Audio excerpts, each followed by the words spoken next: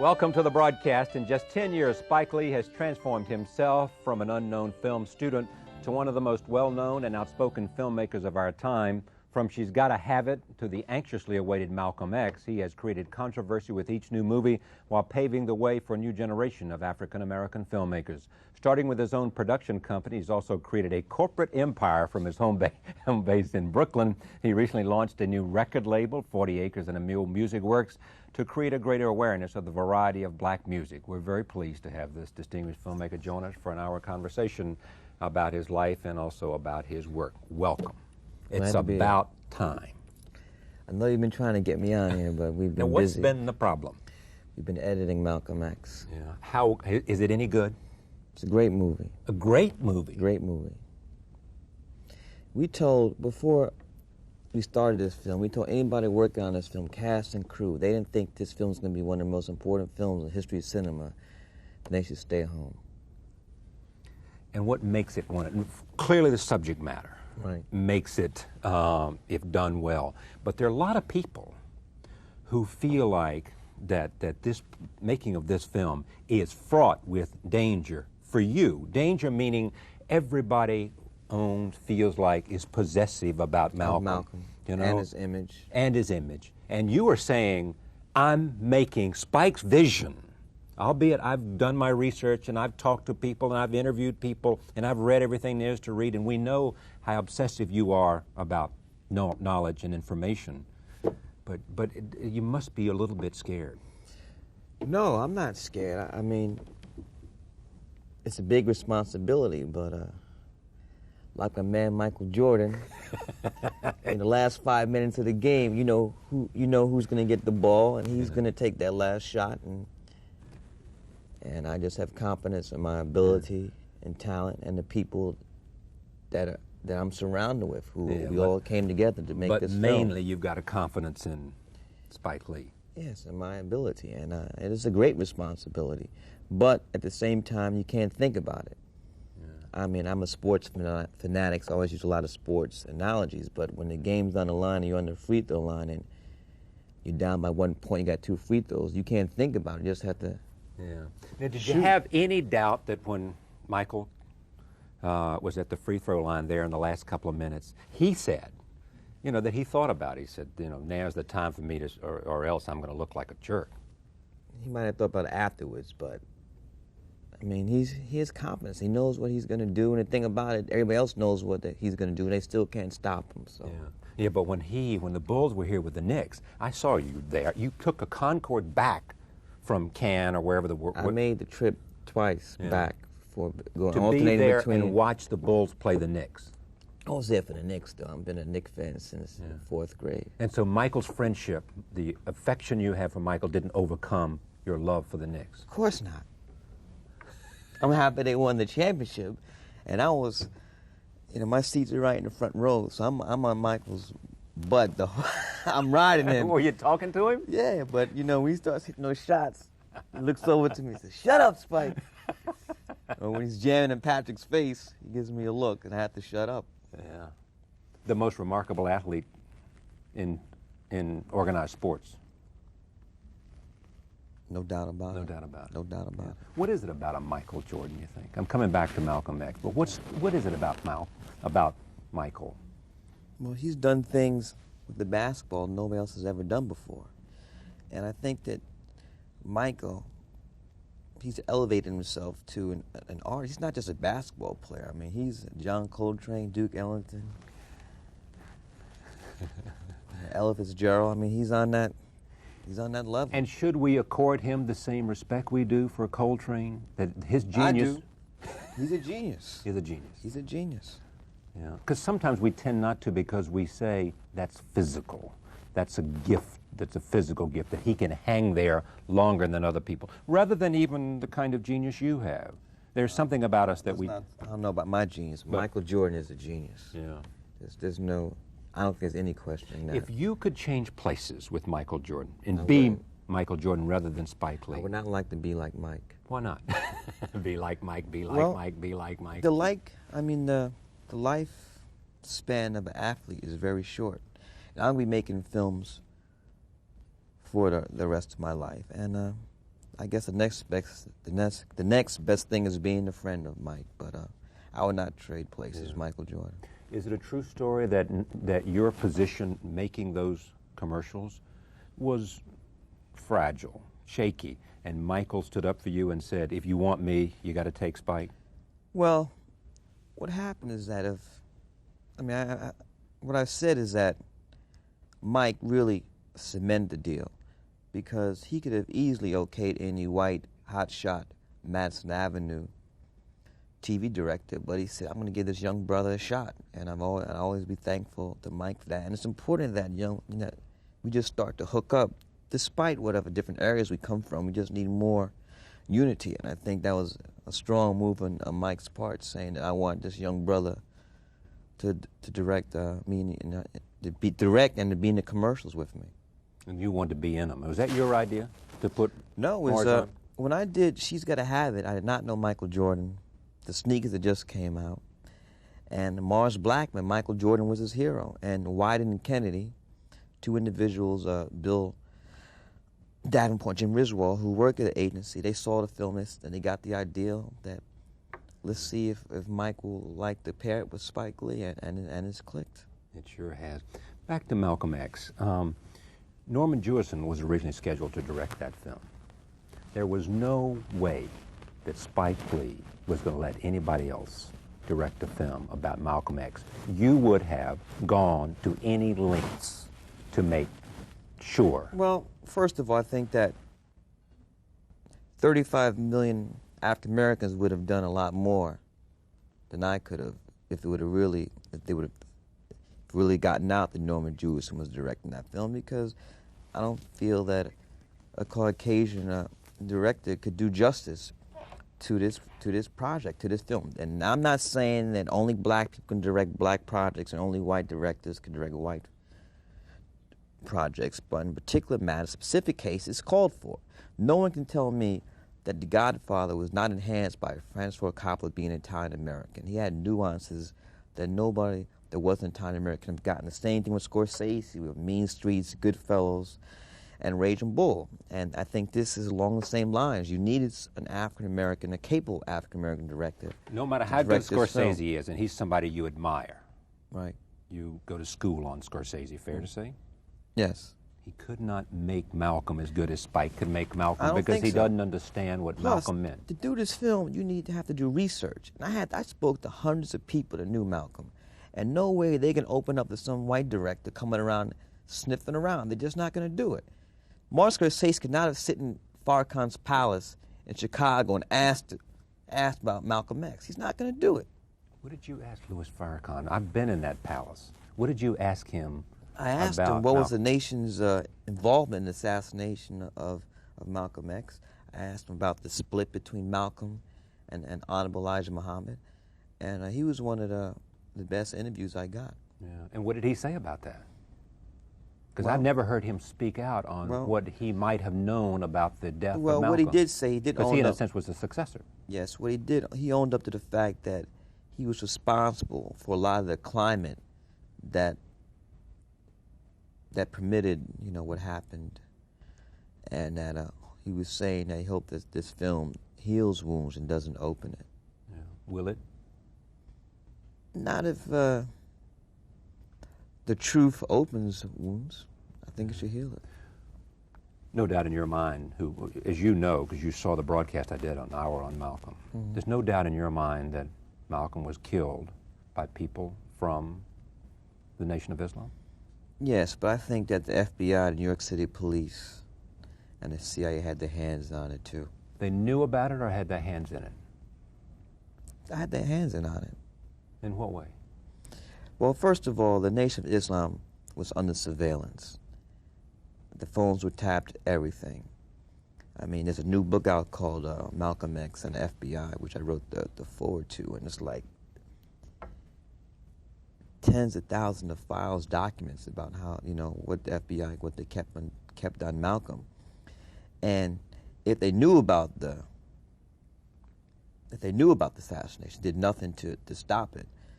But just knowing the type of man that J. Edgar Hoover was, the type of animal he was, and what he did Dr. King and, you know, sending those tapes to Right, to Mrs. King.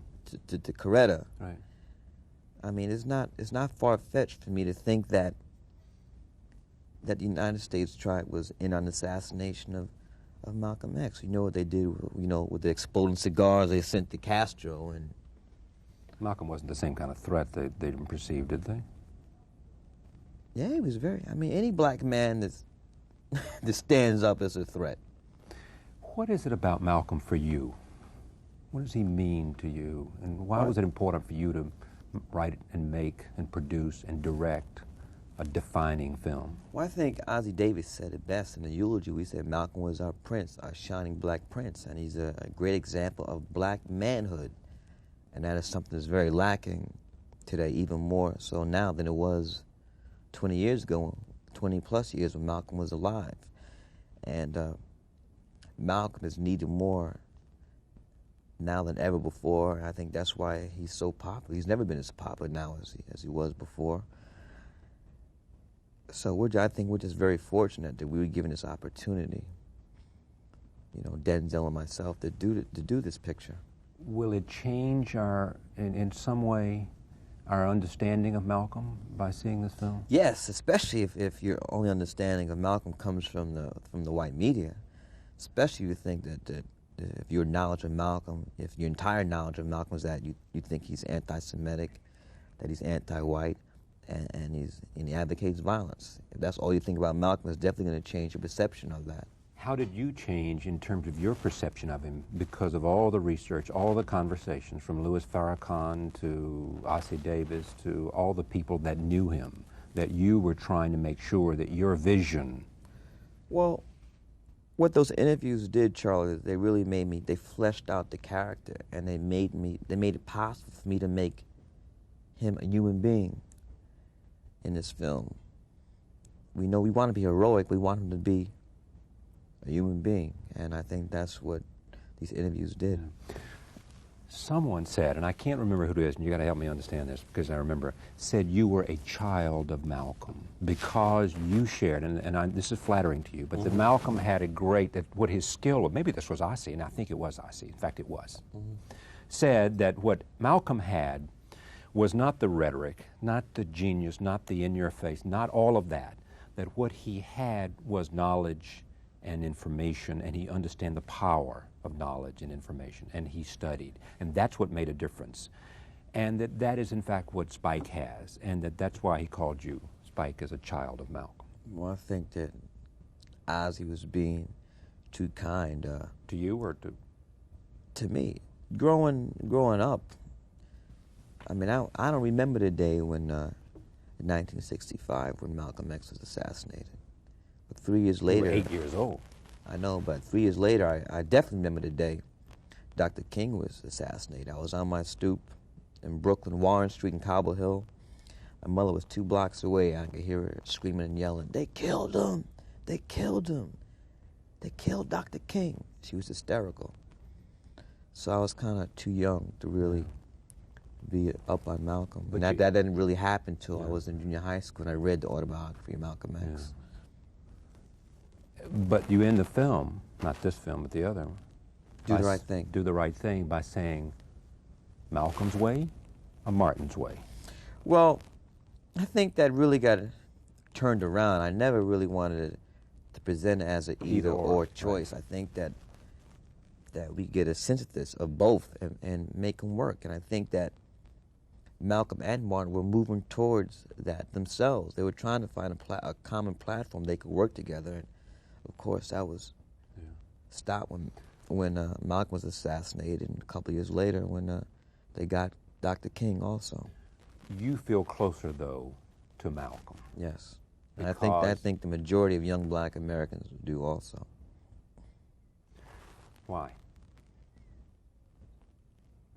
I mean, it's an eye for an eye. If somebody hits you upside the head, you just can't get on your knees. And I mean, when I see this old civil rights footage and black folks get knocked upside the head with billy clubs and they get on their knees and pray to Jesus that this guy will stop hitting me on my head, that's amazing. And the evidence, you know, today, Spike could never do that. No, and the majority of young black Americans aren't going for that either. What do you think Malcolm's message today would be in the wake of what happened in Los Angeles and some other incidents we've had around the country? Well, and in also he would be disturbed about that, but even more than that, Malcolm would be disturbed by, number one, the rate that young black males are killing each other. That would kill himself. The rate that these young black women are having kids, he'd be turned home in his grave. How we're not valuing education. I mean, those are the things I think Malcolm stressed. That's what we really want young black America to get out of this film, how much importance Malcolm put in education. Because now the kids' value system has been so turned around where, because of peer pressure, if you get straight A's in school or you speak proper English, you're called a white boy or white girl. But if you speak dems and does and you act ignorant and you fail class, then you're black and you're down with the crew. And that type of backwards thinking has to be stopped. Yeah, I mean, and why is that? I mean, what is it about a culture that produces it has to do with peer pressure. And I'm not a social scientist or Shelby Steele, but it has to be turned around, whatever the reason is. And anytime ignorance is championed over intelligence, something is wrong. But also, let's just talk about black people have been taught to hate ourselves. We've been taught that we're self-inferior. We've been taught that we're subhuman. So for me, it's not just a big leap of faith to believe that, this would manifest itself in this type of behavior. So if you're taught that yourself, if there's been a constant assault on your self-esteem from 400 years from the day you were born, then the obvious result is you lash out at whatever. Exactly, you turn it around. You think this film somehow has a message for those kids? That yeah, education is crucial? We even took out this, we really cut down the profanity.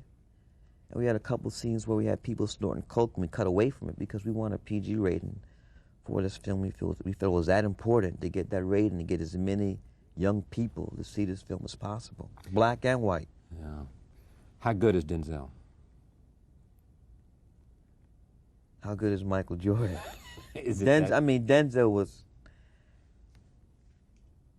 people are amazed by Denzel's resemblance to Malcolm, but that's just half of it. When you see his performance, Denzel is Malcolm from the inside out. From the inside out. It was spooky directing him. We were shaking our heads all the time because it was scary. It was very scary. And did he come to that by himself, or is that a collaboration between you and him? No, that's Denzel. Denzel started preparing for this role a year before we began to shoot. Started running. Reading, getting in touch. Reading, no alcohol. Fasting. He was on a mission. As we say in sports, he came to play. Exactly. And he did not fumble the ball either. No turnovers, as we saw with the Trailblazers. I said intelligent basketball. I said to somebody as they began to eat, as the Bulls came back, I said, if this game is within 3 points and 5 minutes to go, Michael will own that court. I mean, it was obvious what was going to happen. I think it was obvious that Portland was going to crack.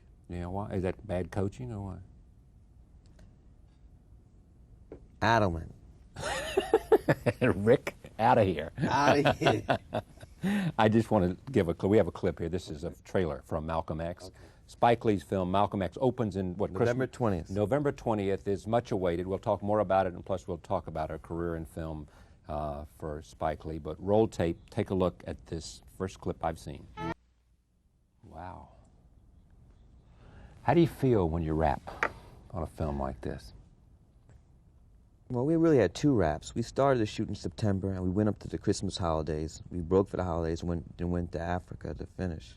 This is the place when you went for it cost you $1 million or something? Well, it didn't cost that much, but we finished. First we went to Egypt, right, and then we went to South Africa. We finished in Soweto. But it's relief when you finish any film because people don't realize this is very physical.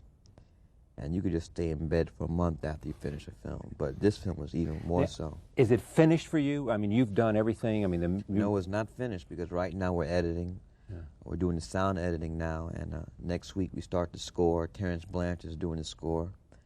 Then we're going to do the sound mixing for 12 weeks. And I won't be, I mean, even after we had the print, I still going to have to do publicity for the film. And then the movie's going to open in Europe and the rest of the world in February. So I go around the world to promote the film. Premiered where? He will be here. The premiere will be here in New York in November. Yeah. Did you run out of money? Yeah, we ran out of money. You know, Warner Brothers and who said we'll give you what, 20 million? Warner Brothers put in $20 million. They sold the foreign rights to a company named Largo for 8. So the budget was 33, and we went $5 million over budget, and that's when the bond company came in and took over the financial control of the film. And they wanted to rush us through the post-production period because... To save money. To save money. So they wanted me to have a cut like 6 weeks after we wrapped in, maybe 8 weeks after we wrapped in Soweto, which is crazy. So on March 27th, they sent certified letters to my production staff and all the editors that this service would no longer be needed, and they wanted to shut down production. And I got paid $3 million for this film, and I put $2 million of it into the movie. So I was tapped out myself. So I got on the phone in order to keep going and have the financial independence I needed to make the film I wanted to make and not be under the thumbs of Warner Brothers or the bond company. I got on the phone and called Bill Cosby, Michael Jordan, Prince, Magic Johnson, Tracy Chapman. Michael Jackson? No, Janet Jackson. Janet Jackson, right. A woman in D.C. And they came up with the money. Yes. How much? $5 million? I really can't say. Okay, but they came up with the money to now enable you to finish the movie the way you wanted to finish it. What happened was the bond company was pressuring Warner Brothers to absorb some of the $5 million hit, and we got caught between, and the bond company said, well, until this thing is worked out with Warner Brothers, we're not paying you another cent. And it took 2 months for that to get resolved, so I need the money to keep me going for this 2-month period, and that's where all these prominent African Americans wrote these checks. It was not a loan, and it was not a contribution. These were gifts to keep the film going. It was not an investment. A gift. A gift. And now, I mean, do you feel that the Bill Cosby also. I don't want to. Bill Cosby. I think you said him. Okay. But and they did it out of they want to see this film made. They want to give you a chance as a creator. No, they to did out their love of Malcolm, and I think they realized how important this film is to African Americans. Do you think that Warner Brothers was... What do you think about Warner Brothers? Rather than giving you options, tell me about the fact that they didn't... So you went $5 million over budget. It's not the first time a film's been over budget. Of course not. The reality is that there's two different standards, one black and one white, and we have to leave Eddie. I always say this, right, with no offense to Eddie, but Eddie is not considered black per se as Hollywood is concerned, the same way the music industry does not consider Michael Jackson black because they make too much money, so they say they're not black, they're universal. But Spike Lee and Denzel are not in the categories of whoever, and so you're black. We're black. And therefore they say what? There's a more limited audience to your product than it is for Eddie Murphy and Michael Jackson. Because we're black, we don't have a broad appeal, so therefore they don't want to be exposed as much financially as they would for JFK and Oliver Stone, so we're not going to give you $20 million. But for me, that's BS, because I know Dan Aykroyd doesn't have a better track record of me directing, and his first film he ever directed was a film called Nothing But Trouble, and he got $45 million for that, and it made a nickel. Have you ever made a film that didn't make money? Never. Yeah. Spike Lee is here. When we come back, we'll talk more. Stay with us. Back in a moment. He'll be here for an hour, and we'll explore a lot of things about his movies and about his life when we continue.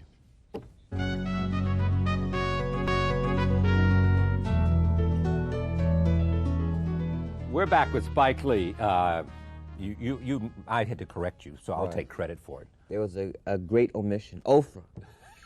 I'm sorry, I meant to include you. I got a lot of things in my mind, Oprah, so please forgive me. Because she was there top right at the beginning with Cos and She Sam. was call number 2. Is that right? And I got her check the next first day. call was to Cos. And he said, what do you need, Spike? That's it? I got his check the same day. Yeah. Because he's here in New York. No, I was in L.A. when I made the call. And then Oprah said, whatever you need, brother, go to it. That's right. They all came through.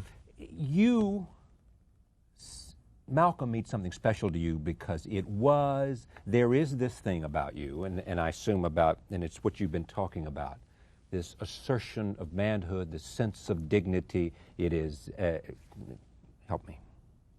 Go on, you were doing good. But everything about you, everything I read, everything I know about you, it is Spike Lee stands up and proudly says, you will accept me for what I am, a proud black man. I don't know if it's all that, but I've just... So yeah, if you give me enough rope, I'll hang myself. I just think that in the past there have been too many black men who did not stand up or kowtow because they had a mortgage to pay or a car note, or they didn't want to lose their gig. But, sometimes you gotta, say stuff. And we just had too many times in our history.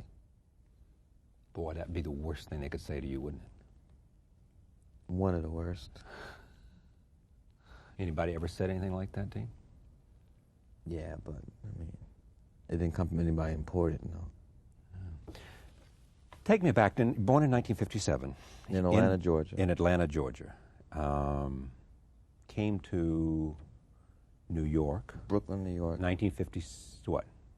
59. Yeah. Crown Heights. Yeah. Dodgers. Union Street. Yeah. Dodgers had left. They had just left, right? Right. Yeah. Dad was a musician.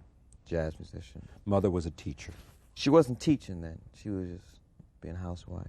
Yeah. You were the oldest. Yes. 4 other brothers? 5. 5 brothers in all. 1 sister? No, 4 brothers, 1 sister. Yeah, and 1 sister. Mm-hmm. In fact, you have said, I want all boys. 5 boys. 5 boys. You don't want any girls? Headaches. Come on, is it? Or you just want to bring out more young black men? No, I like to have 5 sons. You don't want any daughters? I'm not going to throw them in the river. You're so... you know what? You will never... Like they do in some other cultures, but... So you grew up in Brooklyn, the oldest, your father, How old were you when your mother died? 20. I was a sophomore at Morehouse College. Tough time for you? Yeah, it really affected my youngest brother, Sankey, the most, because he was... I've been away. Yeah. Close to your father growing up? Yeah, we were all a close-knit family. Still are? Not really. We all live within the same neighborhood, so it might be like... Yeah. It kills my grandmother. I talked to my grandmother. This is Mama? Yeah. This is your mother's mother? Right. She says, did you know such and such is in Europe? I said, what happened?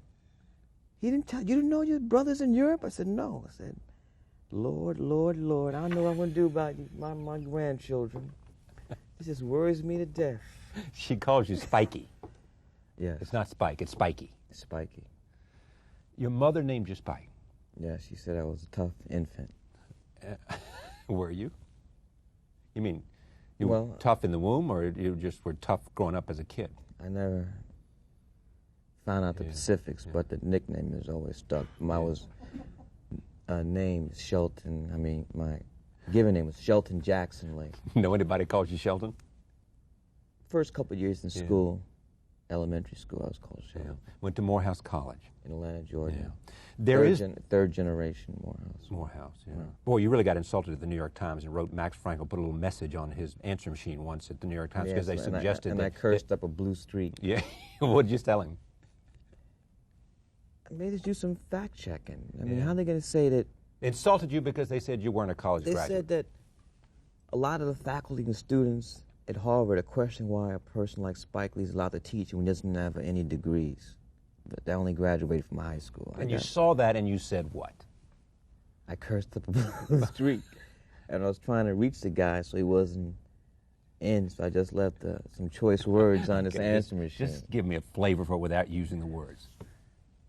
Well, I think it was Harper's, some magazine printed verbatim what I wrote. It was UMOF, yeah. Yeah, there were a lot of MFers in it. Yeah, there were a lot of MFers. Basically you said I'm insulted. Morehouse, degree from Morehouse. There is this story that you and John Wilson, who's now at MIT, right? Right. Right. went to see Deer Hunter, Deer Hunter with De Niro and Christopher Walken. And John Savage. And John Savage. And you walk out of there, the late John Savage.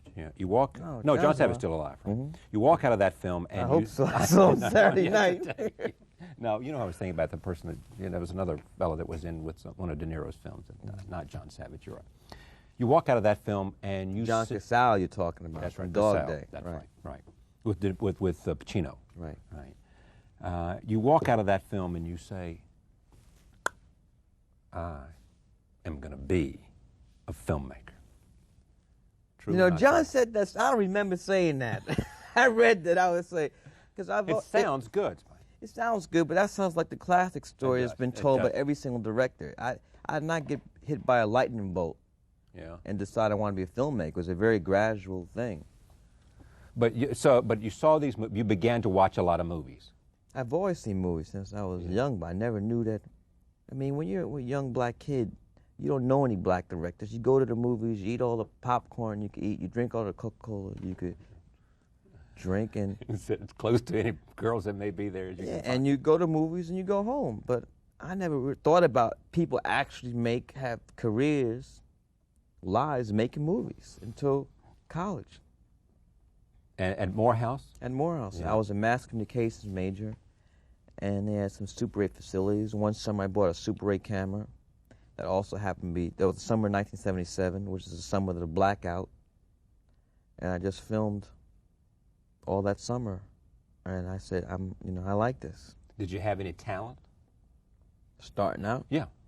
No. Yeah, because you went to film school. Why'd you go to NYU Film School? By then you knew you needed some training. I needed craft. Right. Did you get it there? Yeah, I got it there. Yeah. And you made that first film about Joe's Barbershop. Well, that was my thesis film. NYU is a 3-year program. Yeah. My first film was a 20-minute black and white film called The Answer. Yeah. It's about a black screenwriter who's hired to write and direct a $50 million remake of Birth of a Nation. And we had a lot of clips. 20 minutes? 20 minutes. You used a lot of clips? From Birth of a Nation. Was it any good? Yeah, it's a very funny film. Is it funny? Did you enter in any competition? No, but the faculty tried to kick me out of school after that. I mean, first year NYU, they decide, they usually not invite half the class back. So I just made it back by a very slim margin. And after that, when did Joe's Barbershop, or whatever it was, come in? That was 1982. It won the Student Academy Award. Yeah. That was your third-year film? My thesis film. Right. And by then, did you think you had talent then? Did you acquire some talent? Well, I knew I had talent when I was in film school because I saw a lot of my classmates' films and stuff the teachers were holding up as examples of what we should achieve to be. I was like, they're crazy. Yeah. And what was the first film? It was The Answer. The Answer. Then my second year film was a film called Sarah, a horrible film. Yeah. That is my grandmother was telling me, Spike, why don't you do a nice film with no cursing, a nice, soft, sentimental film? And I listened to her. And I did what she wanted. Did you call up and say, Mama, I never again that's the last listen one to you? I'll ever do. Yeah, a soft, sentimental film. No, just do another film with somebody else. What was the first film you had to raise $175,000 to make? She's Gotta Have It. She's Gotta Have It. Yeah, and that you $175,000. Made $8.5 million. Yeah, you can't watch it now because you look at it and it's what? It's just painful. But for me, one of the most important things that came out of film school is my association with Ernest Dickerson. Your cinematographer. Yes. And Ernest, we hooked up in film school, and he shot everything back then up to Malcolm X. Now he's directing. Juice was his first film. How crucial is he to the success of the films that you've made? Very crucial. But now I'm there trying to shore up, because he's directing his own films now. So next time you got to find another cinematographer. Got to. Yeah. Do you know what the next film's going to be? No, I'm going to take a rest after Malcolm. Starting these 5 kids. Is there an announcement here? Do you have a lady in mind? No. That was a joke. Joke. You know who they rumor that you're supposed to be with? Who? I don't know. I thought I'd get you to tell me. That was a trick question. I thought you knew something. So after the first film, and people said, wow. I mean, every studio, I can imagine this. Every studio head wants to meet you, right? Call you, who is this guy?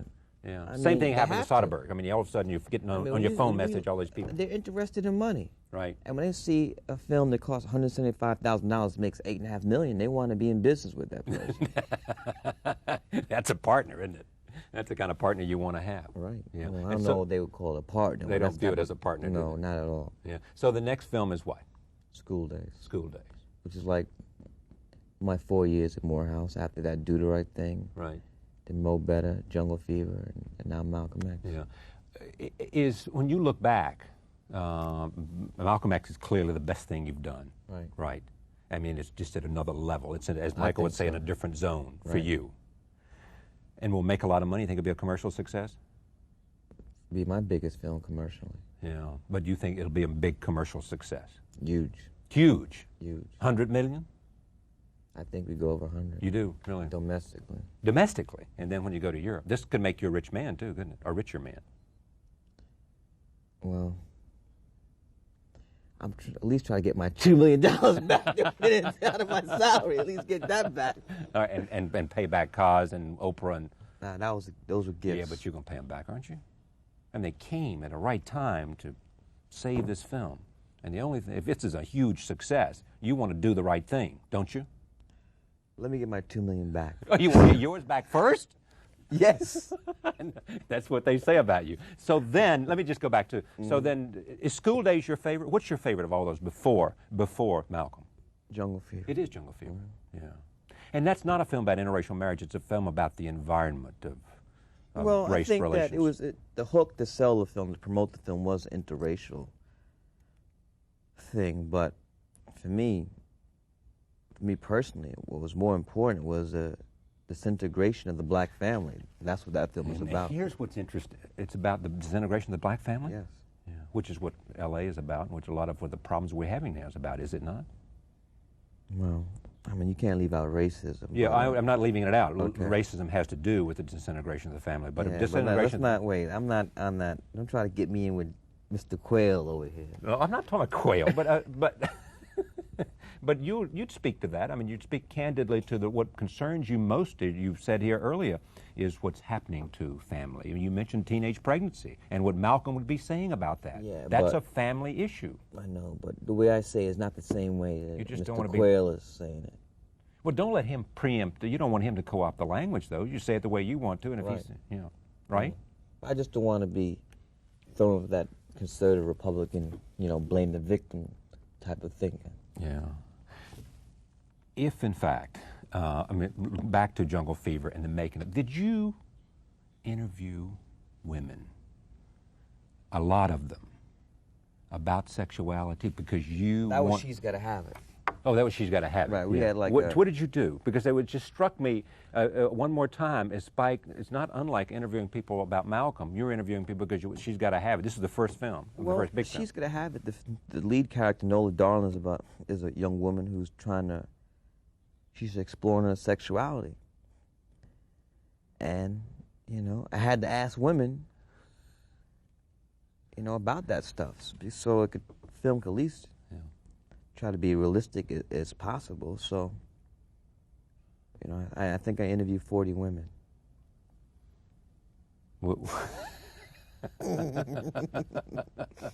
Did you learn anything? Yeah, I learned a whole lot of stuff. I still got the tapes, too. You do? Yeah. This is like Sex, Lies, and Videotape. You know that. Yeah, but we did this in '84, though. Yeah, okay. One of the things do you think you understand women, and you think women in your film are Well, that's the biggest, bomb that's been lobbed at I know me, it is, and that's why I want you to speak to it.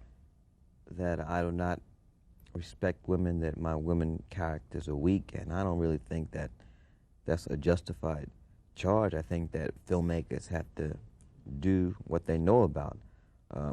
What I've tried to do is strengthen the characters. I don't think that I go out making, in my mind, trying to make negative images of women. And I think that the women can be very pleased with how the women are portrayed in Malcolm X, especially the character Betty Shabazz, Malcolm's widow, and also Malcolm's mother, Louise Little. How are you growing as a filmmaker?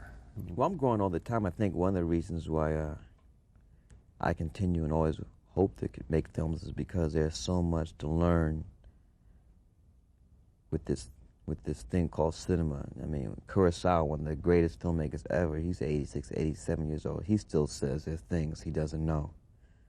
If he could say that, then there's no I could even attempt to say that I know everything about filmmaking. And I myself see growth in my films. She's Gotta Have It, School Days, Do the Right Thing, Mo Better, Jungle Fever, Malcolm X. To me, it's, we're going up.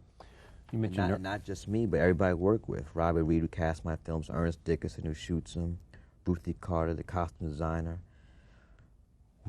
Wynn Thomas, the production designer, all of us worked together since She's Gotta Have It. Do you feel that you have an obligation as a filmmaker to probe the black experience, and that your mission ought to be helping us understand the black experience and the significance of it? Well, that's what I feel my role is, but that is not the role for every other black filmmaker. No, I'm just asking about you. I'm not asking you whether you think everybody ought to follow Europe. That is. Yeah. That's what I've been. That's my goal. That's my agenda. For how long? I mean, if somebody comes along and wants you to do Compton Rogers, wrong guy. Somebody comes along and wants you to do a great love story that's not the part of the black experience, wrong guy. Well, I'm not saying that, but if you look at your mandate and your agenda. I mean, if you look at my films are a lot more multicultural than I mean. Well, clearly they have a broader appeal. I mean, you're not just limited to a certain audience. No, I'm saying no, but if you compare me, the racial makeup of my films, compare that to the racial makeup of filmmakers like Woody Allen, right, and a lot of other people I could name. I mean, it's a lot more diverse with my films, but I mean, Woody Allen has never been asked, is he ever going to do a film that doesn't deal with, intellectual Jewish people who live on the Upper West Side. No one ever asked Fellini, are you ever going to do a film that doesn't deal with Italians? No one's ever going to ask Kurosawa, are you ever going to do a film that doesn't deal with Japanese? But I mean, I put our culture in that same thing. But you're not insulted by the question, are you? I mean, are you? I'm not insulted by the question. But I mean, I'd ask Woody Allen. I mean, I asked the question though. But so you asked Woody Allen that question. What did he say? No, I would ask him that question though. I mean, I would ask. How come he's never been asked that question? Well, because he never comes in and sits down to talk to me. That's one reason. But even journalists had access. He's done interviews. I don't know. Woody Allen has done interviews. He's never been asked. All the movies you do in New York, how come there are no black people? How come there are no poor? I mean, there might be an extra. How come you only speak to the Jewish experience in New York? Is that what you... He's not asked that question. And I had no problems with him making the films he wants to make. Yeah. But my first two films, She's Gotta Have It, School Days, I was asked constantly by journalists, so you ever going to have any white people in your films, Spike? Yeah, white? All the time. Yeah. All the time. And only white people ask about Mookie. Well, let's put it in context. I do a lot of, I give a lot of talks around the nations, and schools, colleges, and universities. And after I give my talk, I always open up the floor for a question and answer period. And did Mookie do the right thing? The question always arises from why does Mookie throw the garbage can through the window? No black person's ever asked me that question because they understand exactly why Mookie threw the garbage can through the window. Spike Lee, back in a moment. Stay with us.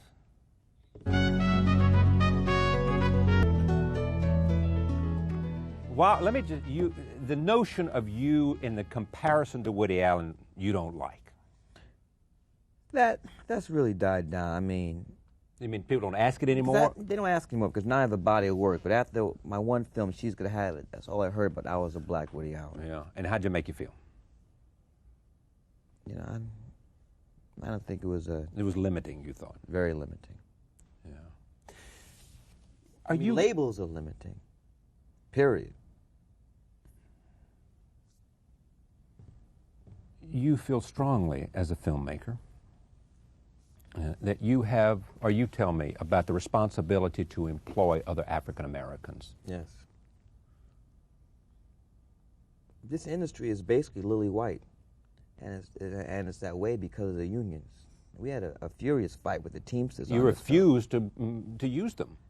we weren't going to use Teamsters on this film, Malcolm X, unless they opened up, unless we had a black Teamster captain. They hired more minority teams. And also, they start some type of training ground. I mean, I should be shot if I do a film like Malcolm X and give $2 million to a union that doesn't employ any black people.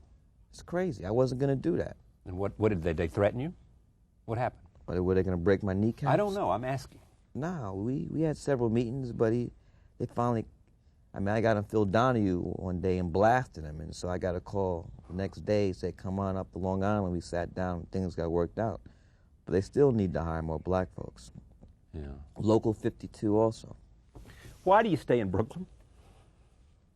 Well, there's really no need for me to live in Hollywood, and I'm very comfortable living in Brooklyn's where I grew up. I live in Fort Greene and just moved into my renovated brownstone. I'm going to be there the rest of my life. And you got Spike's Joints there. Yeah. You got these enterprises. You are, some say, as gifted a businessman as you are a filmmaker. You think that's true? Well, I know that's true. I am a son of a very gifted, talented jazz musician. And despite how talented my father was, he wasn't making any money because of his artistic beliefs, because you're not going to make a lot of money playing jazz unless you're Wynton Marsalis or Branford. That only happened recently. Right. And I did not want to be a broke artist. And I said, you know, it takes more than talent. And what you want to do, we got a clip here, and this is one of the artists. You created a 40... Yeah, we have a label that's distributed through Sony, 40 Acres and a Mule Music Works. Yeah, and roll tape, and this will explain some of it, and we'll see this is... When you look at where you are, is it where you expected to be? I expected to get here sooner. Did you really? Yeah. I graduated from film school, 82, and She's Gonna Have It didn't come out till 86. So. That was 4 years. Too long. And then you made one film a year, pretty much, huh? Yes, we've made 6 films the last 7 years. That's why I have to take a rest. Yeah. And what are you going to do when you rest? Probably write. Yeah. Do a lot and begin this family. These 4. Well, I gotta get married first, but write and just take a rest. My grandmother worries about me all the time. I think I'm just gonna fall out. Burn out. Kill over with a heart attack or something. Tell me your self-image. I mean, what do you think of yourself? How do you see yourself? I'm really a quiet person. You know, a lot of times when I'm around people who don't know me, because I'm quiet, they think I'm being rude or trying to intimidate them. But unless I have something to say, I really don't say it. And I just sit back, listen, and observe. And who's had the most influence on you? My family, you know. My family, my grandmother, my mother, my father. And among heroes, no one stands higher than Malcolm? Willie Mays is up there. Yeah, but were you a Giant fan? I grew up as a Mets fan, so I hated the Yankees. You know, Mickey Mantle and them, hated them. But when how about Elston Howard and them? I hated them. But when the Yankees got Reggie and Willie Randolph and Chris Chambliss, I said Doc Ellis, I switched over to the Yankees. How about Catfish Hunter? Yeah, but I like Reggie Jackson. You can identify with Reggie? Yes. Yeah. And how about filmmakers other than Scorsese? Jim Jarmusch. Jim Jarmusch was a classmate of mine. He was 2 years ahead of me. Yeah, he's been here. And to know when he had success with Stranger in Paradise, when you see somebody have a big success that you know, it makes it concrete because I'm not reading about somebody I never met. This is a guy I saw every day, walk around class with his white hair. Now he has a hit film. And I said, I could do that too. You were born with this confidence, weren't you? I mean, yeah. Early on, somehow, somebody said. Well, my parents, they've never really discouraged me. I think I'll always be grateful for that because parents do so much to take the sale out of their kids. Don't be a painter. Don't be an artist. You're not going to make any money like that. Don't do this. Don't do that. They never said that. They encouraged me, patted me on the back, and said, "You can do it." And so that has paid off in the long run. What do you say to those people that, in the wake of, to your own brothers and sisters, in the wake of Los Angeles, in the wake of where we are, what some say was a alarm bell in the night, some say was a wake up to the music America?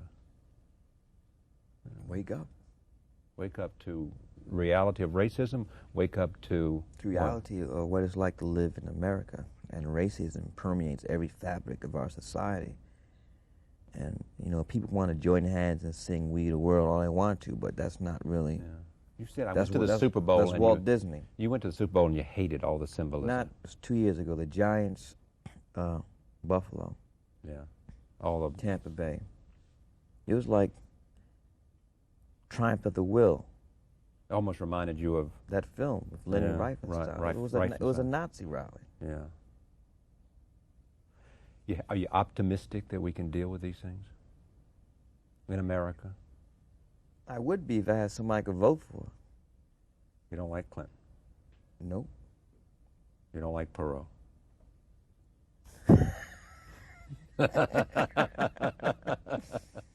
It's amazing. We might have somebody elected president, elected because he's not a candidate. The first person ever elected in office because he doesn't hold any positions. Who could you vote for? Could you vote for Cuomo? Jackson? Yeah. You know a white candidate I could vote for? Who? Bill Bradley. You could vote for Bradley? Yeah. Good to have you here. Thanks very much. Thank you. Appreciate it. Okay. Sometime in November 22nd, Malcolm X, the best film 20th Spike has ever made, with Denzel Washington, a brilliant performance, he says. I thank you. Pleasure. We thank you, too, for sharing this time with us, and we'll see you next time.